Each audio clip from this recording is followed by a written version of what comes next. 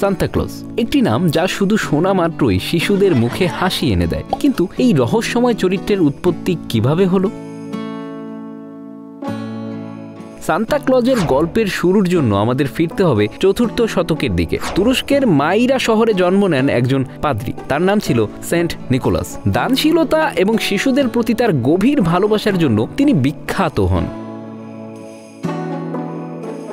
কথিত আছে তিনি তার সম্পদ ব্যবহার করে দরিদ্র পরিবারকে সাহায্য করতেন, এমনকি গোপনে উপহারও রেখে যেতেন। এই কাজগুলোই পরবর্তীতে তাকে প্রেরণা দেয় গিভার অব দ্য গিফটস হিসেবে পরিচিত হতে। সেন্ট নিকোলাসের কাহিনী ইউরোপ জুড়ে ছড়িয়ে পড়েছিল। তবে সান্তা ক্লজ নামে তার পরিচিতি আসে ডাচ সংস্কৃতির মাধ্যমে। ডাচরা সেন্ট নিকোলাসকে ডাকত সিস্টার ক্লাস নামে। ১৭শ শতাব্দীতে যখন ডাচরা আমেরিকার নিউ ইয়র্ক এলাকায় বসতি স্থাপন করে, তখন তারা তাদের এই প্রিয় লোকগাথা সঙ্গে নিয়ে আসে। আমাদের পরিচিত আধুনিক সান্তা ক্লজের রূপটি ধীরে ধীরে গড়ে ওঠে। ১৮২৩ সালে ক্লিমেন্ট ক্লার্ক মুরের কবিতা a visit from Saint Nicholas প্রকাশিত হয়, যেখানে সান্তাকে একটি হাসি খুশি লাল পোশাক পরা বৃদ্ধ মানুষ হিসেবে বর্ণনা করা হয়।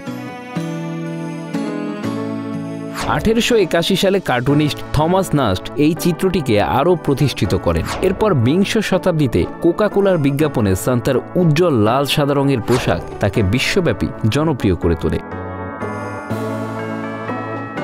সান্তা ক্লজ এখন আর শুধু একটি চরিত্র নয়, এটি ভালোবাসা, আনন্দ এবং দানের প্রতীক। বিভিন্ন দেশে সান্তার গল্পের নিজস্ব সংস্করণ রয়েছে।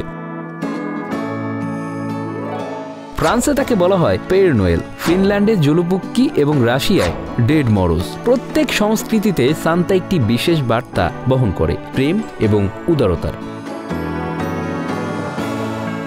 সান্তা ক্লজ কেবল শিশুদের উপহার দেন না, তিনি আমাদের মনে করিয়ে দেন যে দানের আনন্দ সার্বজনীন। ইতিহাস যতই পরিবর্তন হোক, সান্তার বার্তা থেকে যায় একই, ভালোবাসা, আনন্দ এবং একে অপরের প্রতি উদারতা।